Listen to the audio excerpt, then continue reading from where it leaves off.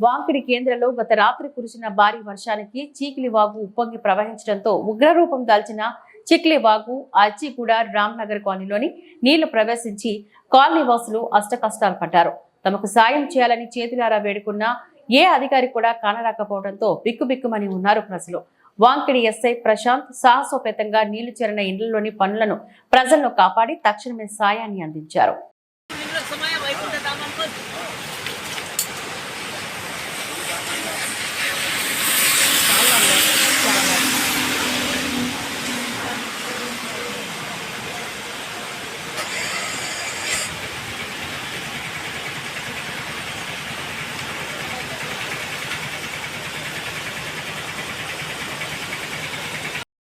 రాలేదు.